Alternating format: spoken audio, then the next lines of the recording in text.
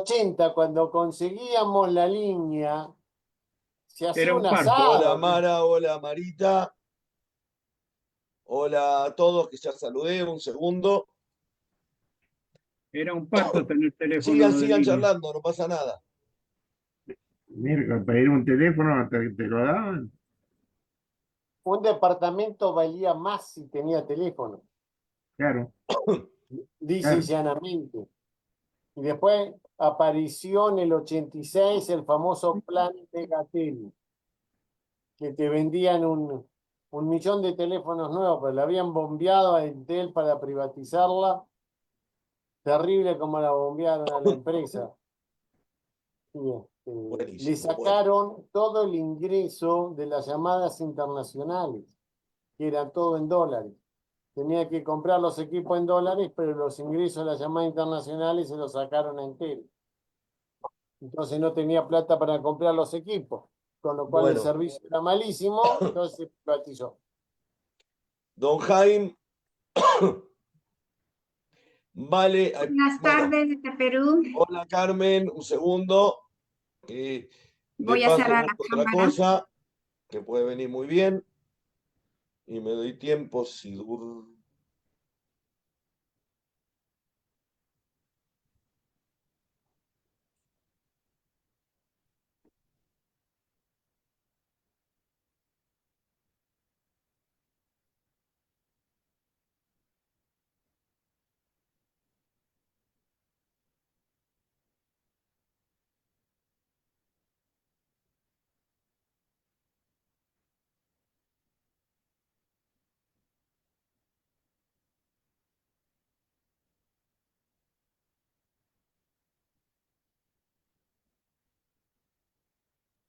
Una pregunta a los entendedores.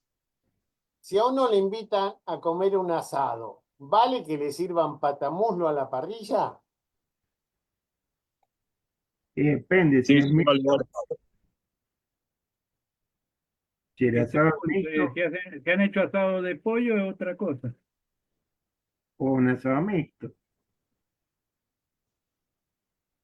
Yo me siento medio estafado si me invitan a un Ah, asado y bueno. lo que me dan es pollo.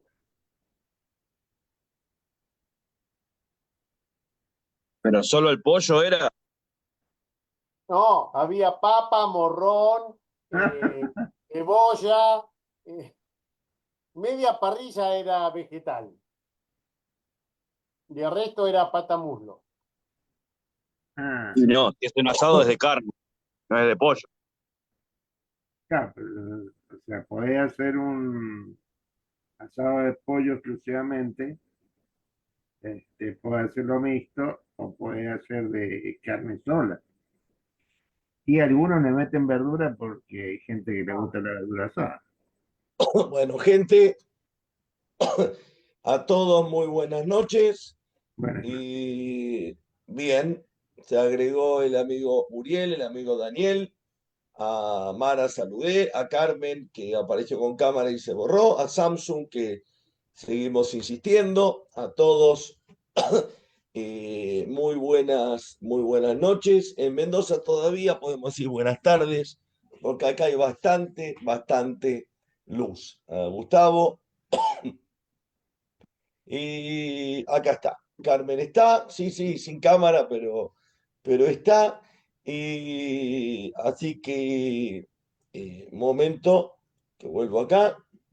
El tema de hoy tiene que ver con algo que he hablado muchas veces y que me parece importante. Y acá está, sí, señor.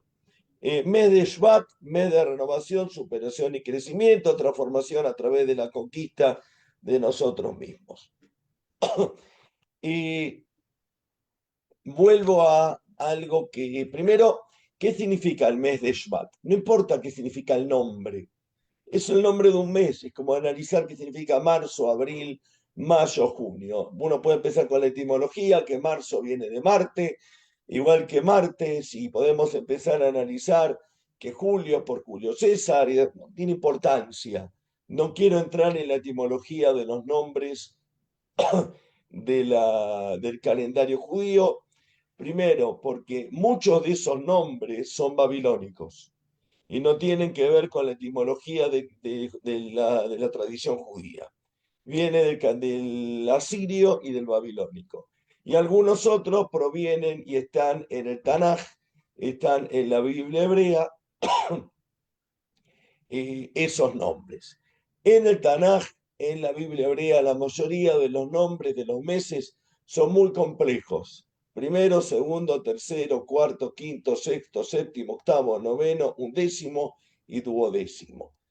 Después, la tradición judía va a hacer entender algo mucho más complejo, que hay algunos años, cada 2 o 3 años, que se agrega un 13º mes, que en realidad, para hacerla más difícil, pero de eso no voy a hablar, no agregamos nunca el 13º mes, sino que se agrega el 12º.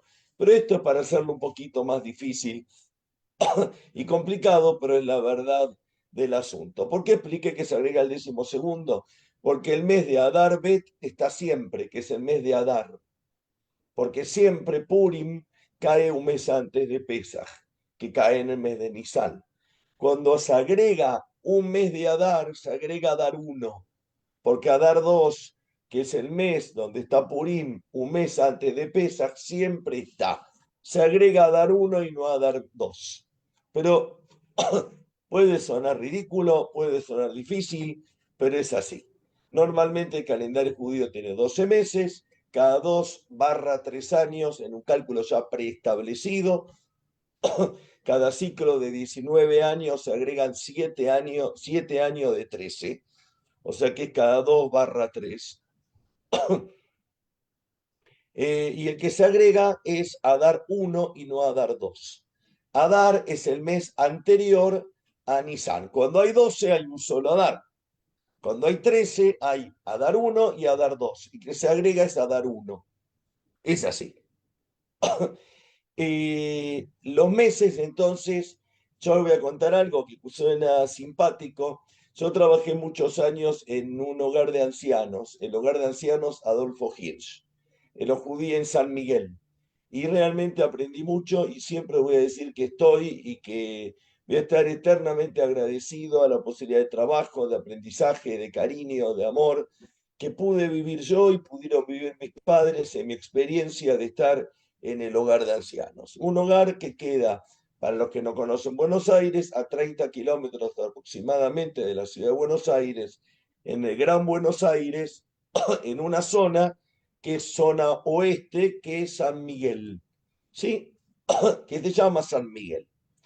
Y ahí hay un hogar de ancianos. Y, se me fue. ¿Por qué contesto ahora?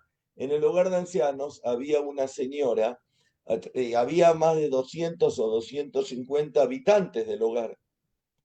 Y Derheim, como ellos la autodenominaban, porque era de origen alemán, Derheim, y había como 250 o 300 personas que trabajaban en el hogar, porque el hogar merece que todo el tiempo haya personas que trabajen en los 3 turnos, enfermerías, acompañamientos terapéuticos, enfermeras, cocina, médico, limpieza. A la noche había muchas menos, pero hacía falta, y había constantemente 3 turnos de muchísima gente.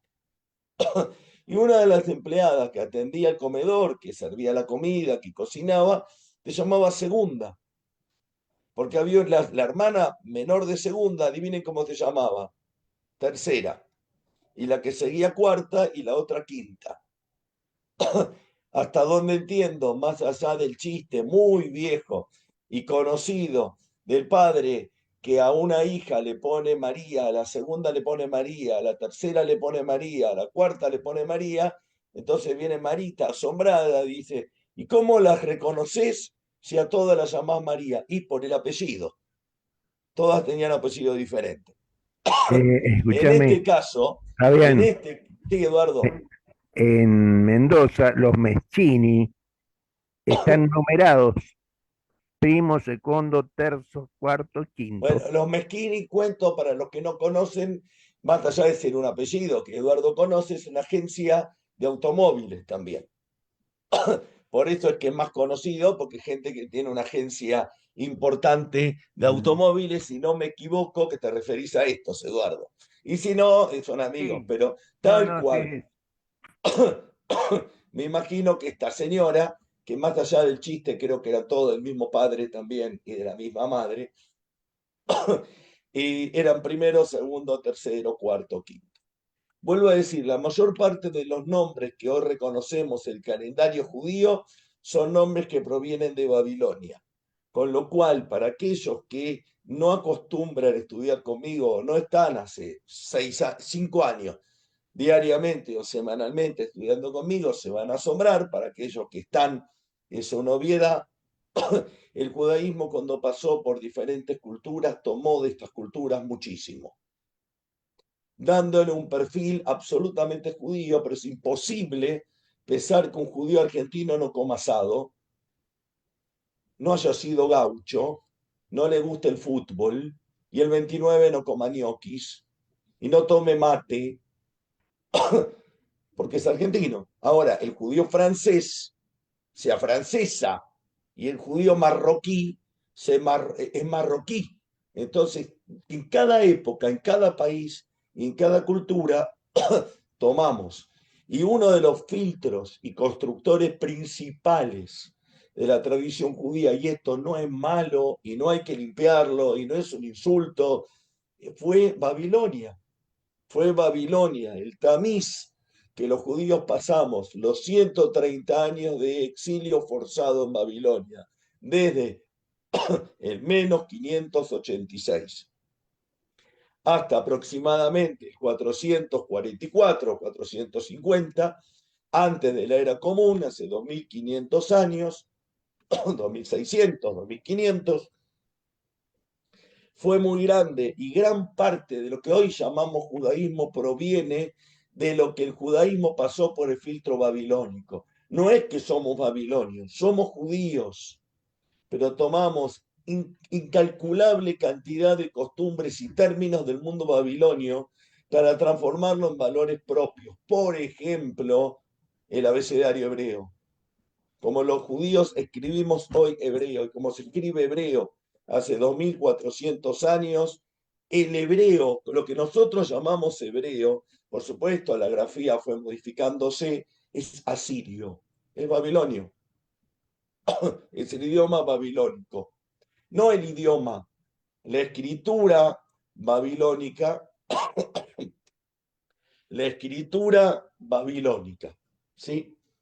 Entonces, cuando los judíos pasamos por el tamiz de Babilonia, el judaísmo cambió o tomó y reinventó, reinterpretó diferentes conceptos que tenía el mundo babilónico, que era el mundo dominante en ese momento.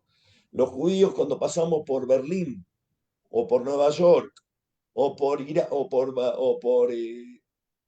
Persia o por cualquiera de las potencias que existieron culturales en el mundo, tomamos muchísimo de esas costumbres, lo cual en ningún momento significa sincretismo.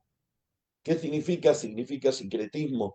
No porque los judíos de Ashkenazim recemos en templos tremendamente parecidos a los protestantes alemanes, le rezamos ni a Jesús, ni a María, ni al Padre, ni al Hijo, ni al Espíritu Santo, ni nos convertimos en pastores, ni en protestantes. No porque esto sea malo. Los judíos seguimos siendo judíos, pero la mayor parte de las melodías y de la estructura del templo tiene una influencia muy grande del mundo protestante.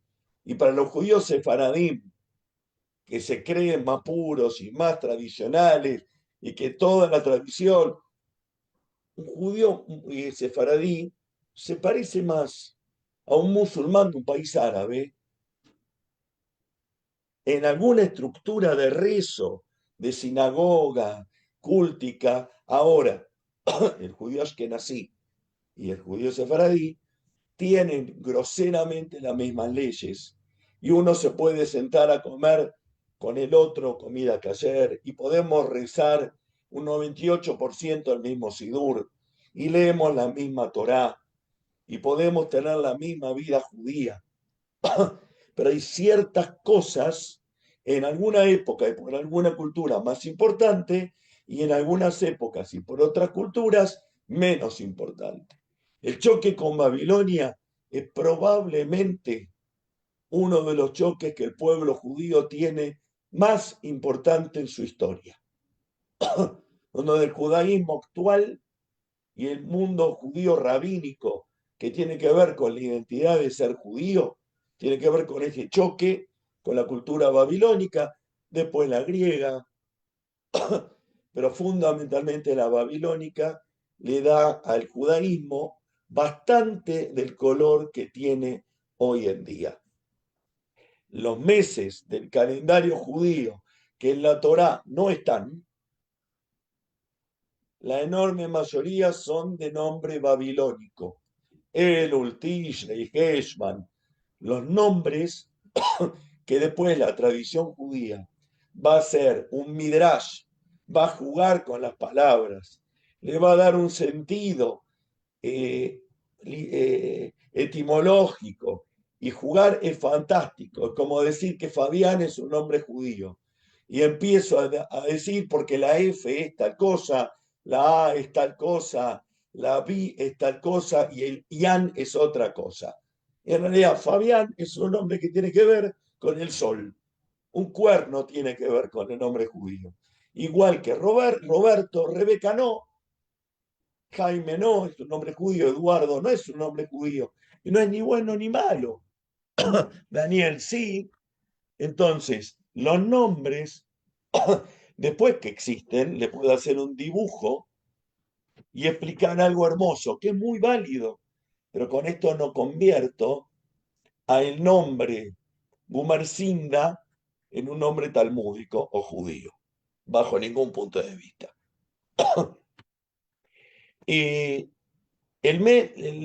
Vuelvo ahora al calendario. El calendario judío, y esto cada vez me asombra o me parece más divertido, es totalmente natural y lógico. Entonces, hoy estamos a 6 o 7 del mes de Shvat. Si van a salir y van a mirar el cielo, van a ver todos cuarto creciente. Y si yo no supiera qué día el calendario hoy, miro y es cuarto creciente, me he podido equivocar y decir 5, 6, 7 u 8, pero estoy a comienzo de mes. El mes judío tiene que ver con un proceso natural, con las fases lunares.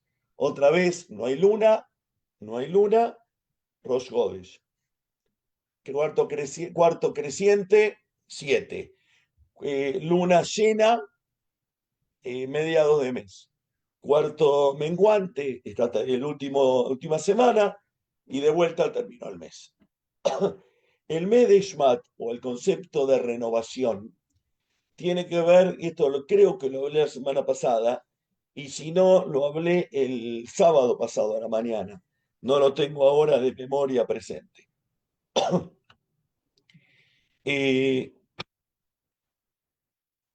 La celebración de Rosh Hodesh, de comienzo de mes, es la primer celebración que aparece en la Torá después de Shabbat. Y en las enumeraciones de las festividades judías, por ejemplo, donde debíamos realizar tal o cual sacrificio, el primero que aparece es Rosh Hodesh. Rosh Hodesh es cabeza de mes, comienzo de mes. El segundo, estaba Miriam y se nos fue. Ahí está Miriam. Se cambiaron de lugar con Uriel.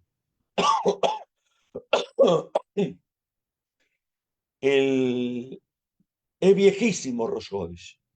¿Qué ocurre en la tradición judía? Todas las festividades judías tienen una explicación, un sentido agrícola, del ciclo agrícola, de las temporadas, temporada de lluvia, temporada seca, cuándo comienzo a cosechar, cuándo termino a cosechar, todas, salvo 2, 3, 4. Rosh Hashanah, Yom Kippur, Rosh Hodesh y Shabbat. Rosh Hashanah, Año Nuevo, Yom Kippur, Año del Perdón, Día del Perdón, Shabbat, que es todos los Shabbatot, una vez cada 6 días, Shabbat, una vez cada 6 días, Shabbat, y Rosh Hodesh, comienzo de mes. Ahora, en Pesaj, que dije que esos son los que no tienen algo vinculado al agrícola, no directamente. En Pesaj es el comienzo de la cosecha y Dios nos sacó de Egipto. En Shavuot es el comienzo de la cosecha fina y recibimos la Torá. Dios nos dio la Torá. En Sukkot, la fiesta de las cabañas, Shavuot Pentecostés, Pesaj Pascua judía. En Sukkot celebramos que estuvimos en las cabañas, estuvimos en el desierto, es celebrar el recorrido, ni el principio ni el final, es celebrar el recorrido, que es fundamental. Yo un día empecé la facultad de Derecho, un día la terminé. Pero esos fueron momentos de celebración. Pero para la diferencia entre esos dos fueron 6 años y medio de estudios, con muchos éxitos, algunos fracasos, con bastante esfuerzo y algunas frustraciones. Y me recibí de abogado, desde que empecé hasta que terminé. Y Shabbat no tiene ningún concepto con la agricultura. Shabbat es Dios creó el mundo en 6 días, en el séptimo Dios descansó y creó el Shabbat.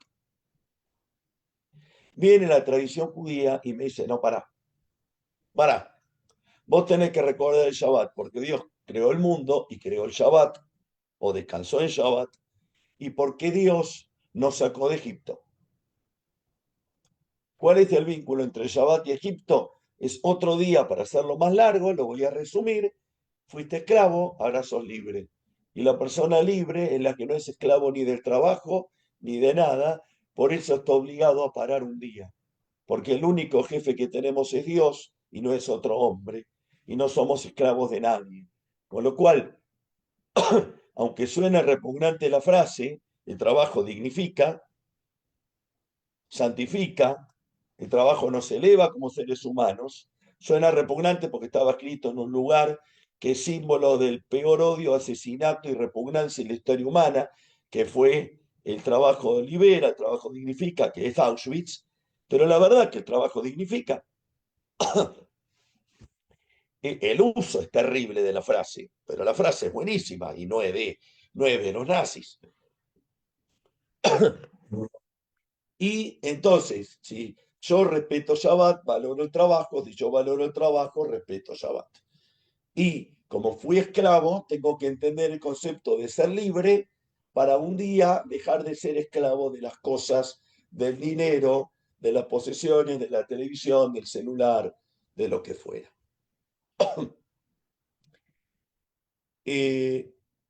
Rosh Hashanah y Yom Kippur.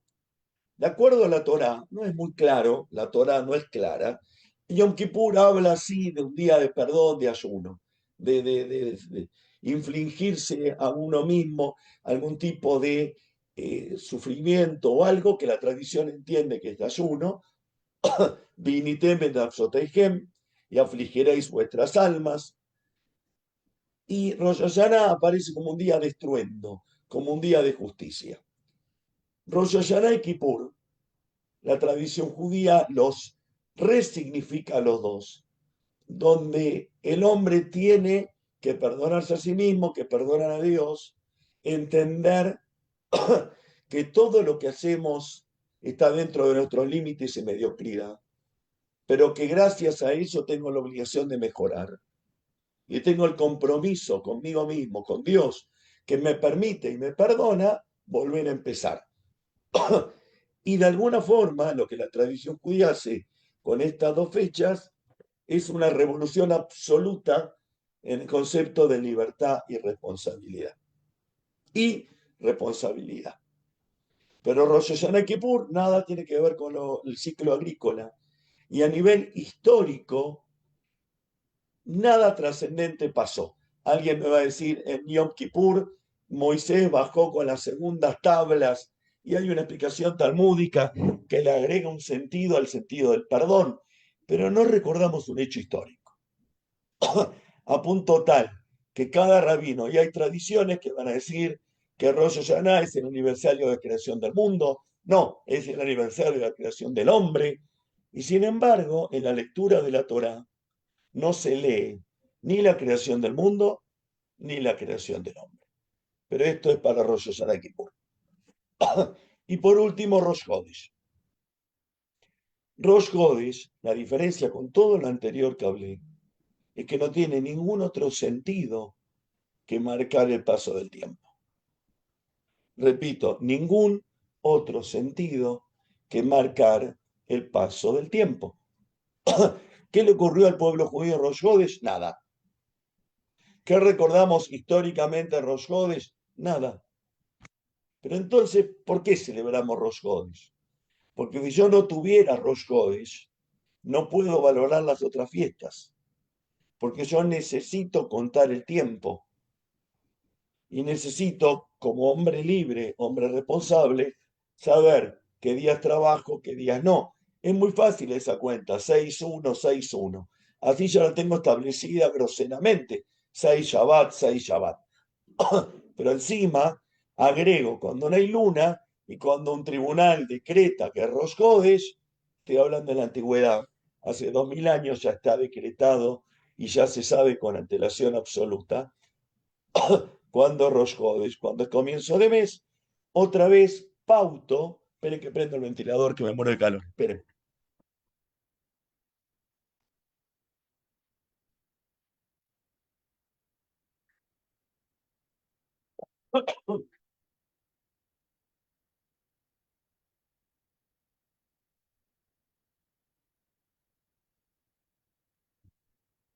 Pauto una cantidad de días y puedo establecer con mucha inteligencia, cuando no hay luna es comienzo de año, de mes.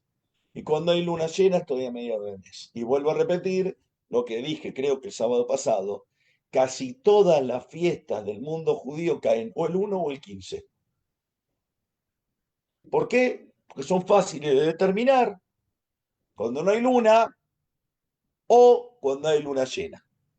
Por las dudas, antes que alguien me diga, y Yom Kippur es muy fácil. Si yo sé cuando fue Rosh Hashanah, 10 días después cae Yom Kippur. Si yo sé cuando fue Sukkot, que es el 15, yo sé cuando cae Shmini Atzeret, el 23. Porque yo ya tengo lugares determinados, hitos determinados en el calendario, sobre los cuales después cuento 5, 4, 8, 12. Es fácil. Si yo sé cuándo cayó Pesaj, Pascua, yo sé cuándo cae Shavuot, 50 días después. Es o determinado o determinable en base a lo determinado. Entonces, Rosh Hodesh tiene un valor muy grande. Sin embargo, como en la tradición judía no ocurrió ningún evento histórico, fue cayendo la importancia de Rosh Hodesh. Pero se mantiene. Hay ciertos rituales que rezamos en Rosh Hodesh, hay ciertos rituales, leemos Torah en Rosh Hodesh. En Rosh Hodesh hay el comienzo de mes, agregamos unos salmos que se llaman Alel, con una bendición al principio y una bendición final. Se agregan ciertas costumbres. ¿Por qué? Nuevamente. Por primero, porque están en la Torah. Y en segundo lugar, porque si yo no determino cuando es Rosh Hodesh, no puedo determinar las fiestas. Entonces necesito marcar hitos en el calendario y darle una importancia al paso del tiempo. Para no repetir más la frase de uno de los filósofos populares más grandes de la Argentina, el que no lo conoce y no es argentino, googléelo, Minguito Tinguitela, Minguito Tinguitela, que decía sé igual. Para evitar, es igual. Para evitar el sé igual, algunos como Facundo pueden conocerlo poco por muy chicos, y otros porque no son argentinos, pero busquen el sé igual de Minguito Tinguitela. Un hombre puro, un actor que ideó un personaje genial, amoroso, simple, ingenuo, bueno, bruto. Y Minguito decía sé igual. Para que no sea igual un día al otro, para que vivamos de acuerdo a un calendario, para que nos una algo a lo que, al mundo que nos rodea, Y esto fue establecido hace mucho. Lo que voy a decir ahora lo toman con humor, pero es cierto. Nosotros, los que somos de ciudad, los pollos nacen al espiedo y la vaca da leche en sachet. Nos cortamos el pelo cuando queremos, comemos frutas fuera de estación, total vienen de frigorífico, y no nos importa que sea de día o de noche. Si yo tengo ganas de estudiar Talmud desde ahora hasta las 7 de la mañana, que me vendría muy bien, lo puedo hacer, a lo sumo tendré que pagar la cuenta de luz. En la antigüedad, la gente vivía absolutamente pegada a las horas del día, a la temperatura y al mes, a la bajamar, pleamar, a que el río sube, el río baja. Hoy en día nos importa un bledo. Para eso hay diques, tenemos energía igual, tenemos la vida igual. Podemos vivir alegremente a contra natura. En verano no nos pasa nada porque prendemos el ventilador o el aire acondicionado. Me van a responder que 4/5 partes de la humanidad lo sufre. Está bien, no estoy hablando de esa parte de la humanidad, o 2/3. Estoy hablando de los afortunados.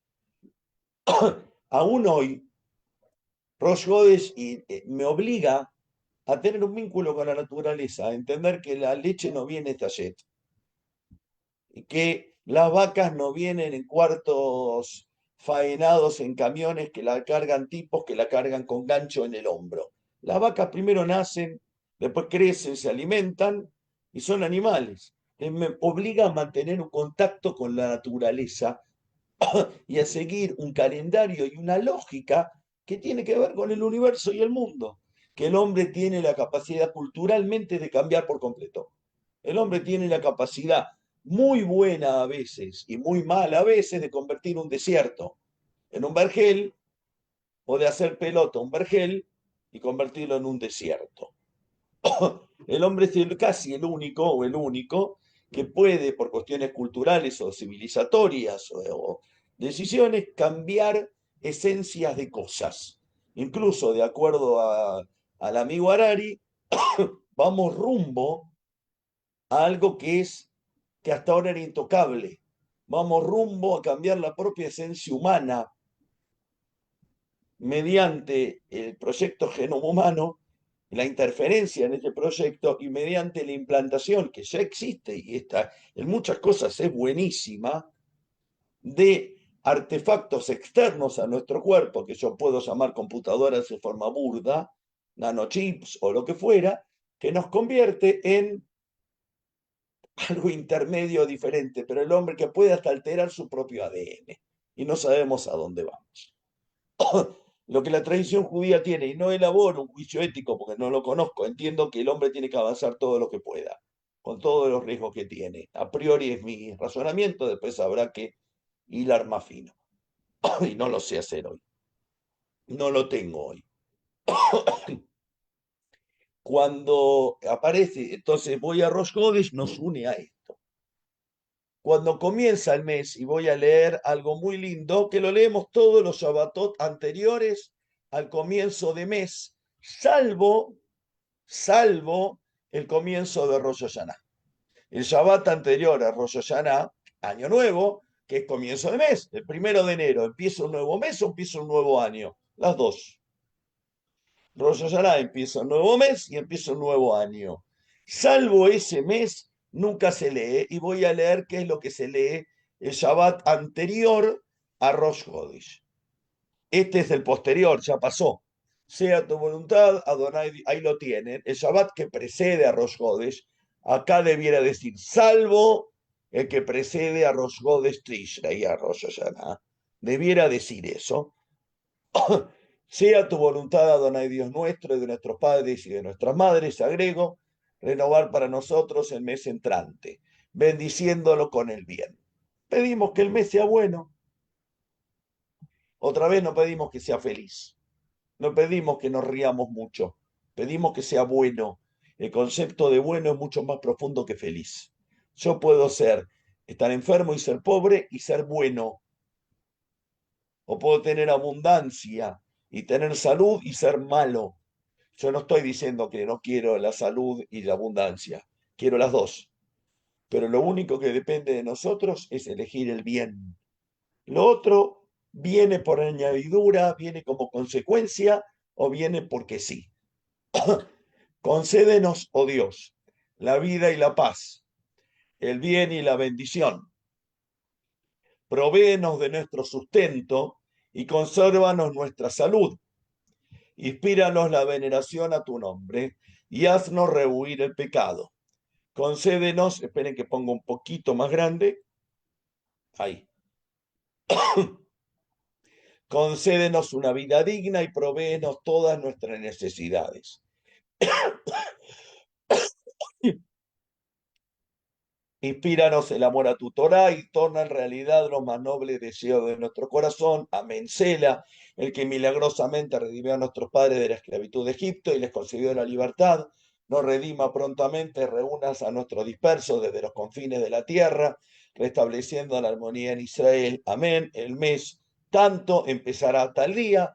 Sea tu voluntad que el mes entrante nos traiga el bien nuevamente a nosotros y a toda la humanidad. Renueva este mes para nosotros y para todo tu pueblo, concédenos la vida y la paz y el júbilo, la alegría, la salvación y el consuelo. ¿Qué es lo que pedimos el Shabbat anterior? Haznos rehuir el pecado. Le pedimos a Dios que nos dé fuerza para no depender del sustento ajeno, que nos dé fuerza para tener una vida buena, que no nos haga caer en las macanas, que todos podemos caer y caímos y vamos a caer en los próximos 15 minutos, 15 días, 15 años, si tenemos la suerte de vivir, para elegir bien. Porque al final, vuelvo ahora a la frase que si no me equivoco es de Amado Nervo, porque soy el arquitecto de mi propio destino. Porque lo que le pedimos a Dios, por supuesto que yo le pido a Dios tener una vida sana. Muchísimo depende de mí, pero un montón no, un montón no. ¿Cuánta gente sana que en su vida fumó, que hizo deporte, que se alimentó, tuvo un infarto repentino y quedó muerto muy joven? ¿Cuántos chicos chiquitos mueren jóvenes? ¿Qué tiene que ver el cáncer con la justicia? Ninguna.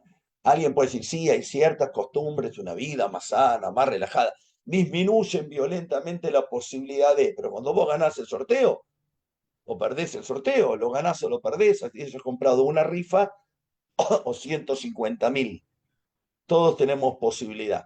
Si Daniel va al casino y juega a 34 números de los 37 números que hay, y yo juego a los 3 números que no jugó Daniel, en cada vuelta, cada número tiene una 37ª parte de posibilidades de salir. En cada vuelta, Daniel puede ganar o perder. Estadísticamente es probable que Daniel gane más vueltas que yo. Pero cuando pierde, Daniel pierde las 34, yo pierdo 3. Nadie compró nada. Pero por eso digo la bondad. Cuando Rosh Hodesh tiene que ver, y esta idea de pedirle a Dios que nos permita elegir lo bueno, ser buenos, elegir lo bueno, elegir el bien, alejarnos de lo que groseramente una persona sana sabemos que nos hace bien y groseramente sabemos que nos hace mal. Cuando yo como la 5ª porción de pizza, sé que estoy comiendo de más. Ahora, no me voy a juzgar con violencia, porque somos humanos, porque tenemos deseos, porque se nos escapa a veces la tortuga, porque está bien, pero nadie me tiene que venir a explicar mucho por qué después del tercer vaso de vino no debiera manejar. Es un poco de perogrullo. Y si no es que si tengo que estudiar, no estudio, y si más o menos tenemos claro los seres humanos sanos de una cultura sana, qué es lo correcto, qué es lo incorrecto. Por supuesto que hay gente que tiene otros valores que gracias a Dios nosotros no los compartimos, la mayoría, y otros que son subjetivos y discutibles, ¿sí? Esto pedimos antes de cada comienzo de mes. ¿Qué tiene el mes de Shvat?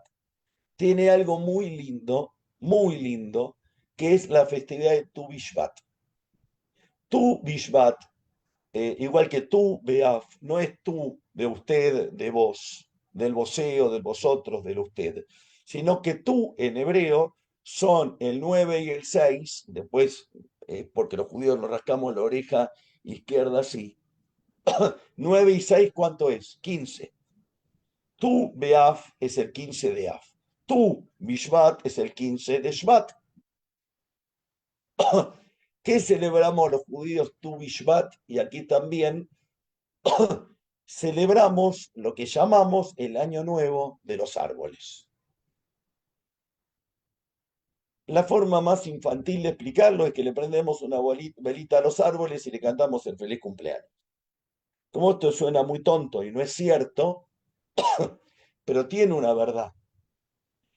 Para poder disfrutar de los frutos de un árbol, y esto hoy en día y hace mucho que se sabe, no es un invento judío, yo tengo que esperar que el árbol pase una cantidad de años para que los frutos que me dé sean frutos de calidad y no dañe al árbol mientras el árbol crece. Voy a dar un ejemplo. La vid, la mayor parte de los cultivos de vid en Mendoza o en el mundo, se ponen siempre cultivos nuevos, pero la mayoría se injertan cultivos nuevos en ramas viejas. ¿Para qué? Para que tengan más poder. Pero esos cultivos nuevos, el primero, el segundo, el tercer año, la uva no sirve. Es una uva muy chiquita. Si yo la saco o si yo daño, le impido la potencia de que en el futuro se convierta en una vid o en un manzano que dé manzanas importantes en la cantidad que tiene que dar. O naranjas, o paltas o lo que quiera. Entonces, la tradición judía, por un tema ritual y de producción, dice, los primeros 3 años, y es muy interesante el término, el árbol, los frutos del árbol, y el árbol es considerado orlá. Orlá es prepucio. Prepucio, lo que nos sacan del pito, del pene, cuando nos circuncidan. El tercer año, después del tercer año del árbol, el cuarto año yo tengo que llevar los primeros frutos al templo como primicia. Y ya el resto lo empiezo a comer como cosecha. Ahora, no es que yo planto mi árbol el árbol me sale la película o el libro, ahora voy a decirlo. Planto un árbol de manzana y yo tengo que contar los días, sino que el calendario establece, y hay una cantidad de reglas en el Talmud, que si yo planté un mes y medio antes de Tu Bishvat marca el primer año para todos los árboles que fueron plantados un mes antes para atrás de ese año de Tu Bishvat.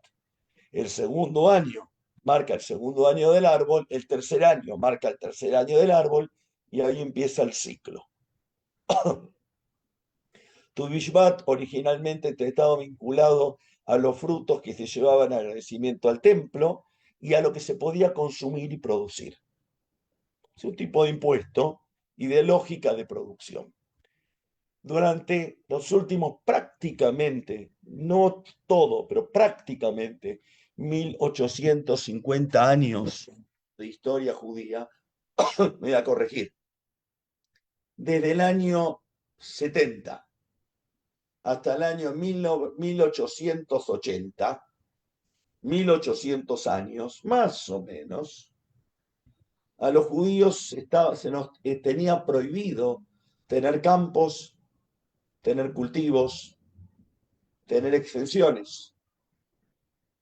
Hasta que, con la inmigración a Estados Unidos, pero fundamentalmente a Sudamérica y fundamentalmente a la Argentina, con el Barón Hirsch, con Montefiore en Israel y también un poco en la Argentina, se fundan colonias, aparecen los gauchos judíos, empiezan a dar campos que no tenían la más remota idea de cómo se hacía, no porque éramos finos, elegantes y elitistas, sino porque nunca se nos permitió tener un campo y ararlo. Porque no nos permitían los gobiernos, no nos permitía la iglesia, no nos permitía la legislación. Con el origen del sionismo en 1880, 1860, empieza de a poco la idea de redimir la tierra y de trabajar la tierra, que es la idea que después da origen a los kibutzim, la idea de Ahad Ha'am, la idea de la agricultura en Israel, que gracias a Dios dejó de ser conocido como un país exportador de naranjas o de jugo y sí de exportador de tecnología. No porque sea malo producir naranjas y flores y tomates cuadrados, para que no se arruinen en la caja cuando se lo traslada, con ángulos más rectos. Es genial todo eso. Pero como argentino digo, es muy bueno un modelo agrícola ganadero si me sirve para desarrollar un modelo industrial y tecnológico. Si me quedo solamente con las vacas y con la soja, agradezco y me viene muy bien cuando hay una gran cosecha. Y es una enorme bendición para la República Argentina, las vacas y la soja. Pero si no industrializamos nunca, nunca vamos a salir del círculo donde estemos del lado de Milei o en contra de Milei. No importa. Recién en 1880, tanto me refiero a la Argentina, que conozco medianamente el caso, y aparte familiares, bisabuelos, tatarabuelos que se dedicaron a esto, e Israel, el mundo judío estuvo desconectado de la realidad agrícola ganadera, estuvo desconectado del campo, estuvo desconectado de los frutos. Con lo cual, Tu Bishvat, el año nuevo de los árboles, era una fiesta que estaba en el Talmud, que tenía alguna costumbre de algo que se reza o algo que no se reza, pero probablemente, voy a dar un nombre, a mí, el papá de mi Seir, el Rav Shimon Weissman, nunca entendió Tu Bishvat. Un poquito en su vejez, un poquito. Ahora, alguien que vive hoy en Israel, la celebración de Tu Bishvat es una fiesta nacional, porque está vinculada al Keren Kayemet, que está vinculado a secar pantanos, está vinculado a construir parques. Es el único país del mundo que tiene más árboles que en 1900. Que en vez de talar árboles que se talan, pero se plantan más de lo que se talan. El concepto de cuidar la naturaleza, de cuidar la ecología, de entender esta lógica en la cual se mueve el mundo más allá de lo tecnológico, de la ciencia o de los cambios que tenga. Por eso me parece importante vincular a Tu Bishvat en reencontrarnos nosotros con la naturaleza y entender de vuelta cómo se significan o se resignifican fiestas que parecían olvidadas, entre comillas, solo rituales, y que si ustedes me preguntan hoy en día, 3 fiestas que en Israel hoy se vive, Tu Bishvat, Hanukkah y Purim. Purim se disfrazan casi todos. Hanukkah se encuentran todas las familias, con kipá, sin kipá, dicen bien la bendición, dicen mal la bendición, en casi todas las casas de Israel se enciende la Hanukkah. Y Tu Bishvat se plantan árboles, los chicos estudian la ecología y se reconvirtió en el Día de Cuidado de la Ecología en Israel, que es un concepto que en el mundo es súper necesario ante un avance tan grande, importante y bendito de la civilización, que puede poner en riesgo o pone en riesgo agujero de ozono, talar la Amazonia, plantar soja, que todo esto es discutible porque hay campamentos de un lado y de otro. Lo que está claro es que el hombre sostiene un equilibrio con el derretimiento de glaciares, con glaciaciones. El hombre tiene la potestad de alterar un ciclo natural. Y viene Tu Bishvat, que existió desde siempre, vinculado a Rosh Chodesh, al ciclo natural, a todo, el 15 del mes de Shvat, y me dice, volví a conectarte con lo natural.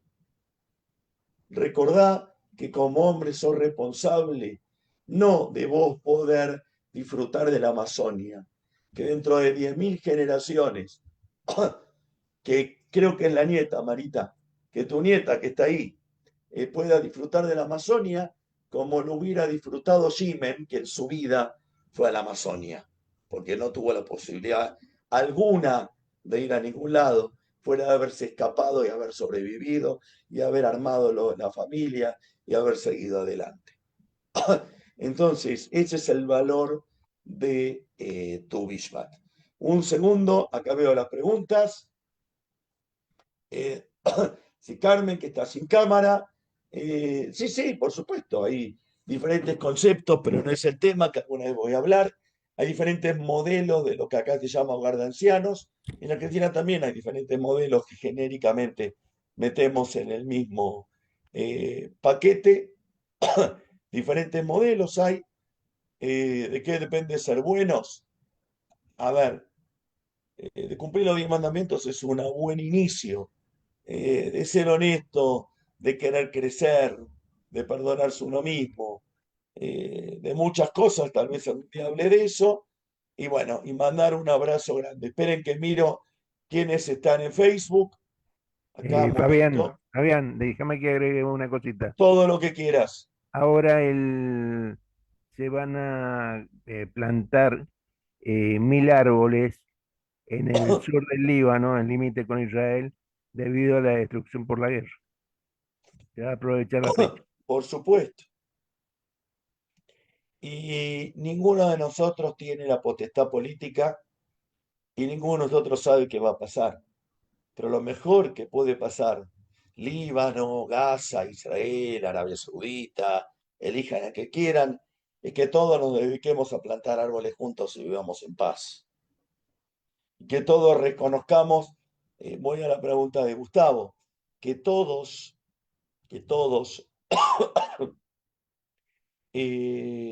¿cuál es la forma de ser? Bueno, hay muchas.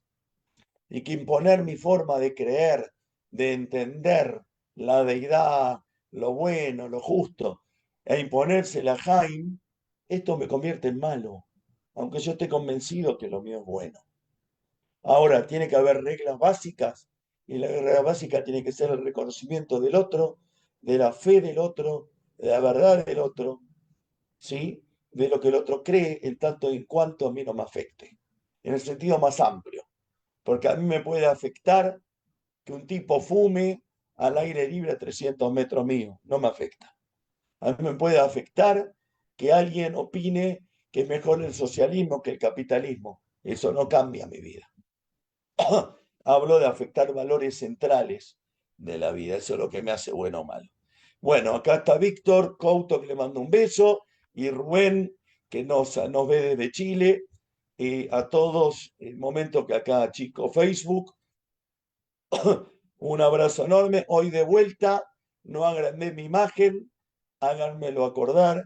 Así cuando lo subimos a YouTube es más interesante la clase para los que lo ven. Un abrazo enorme a todos y nos vemos el martes que viene. Laila Tov. Laila Tov.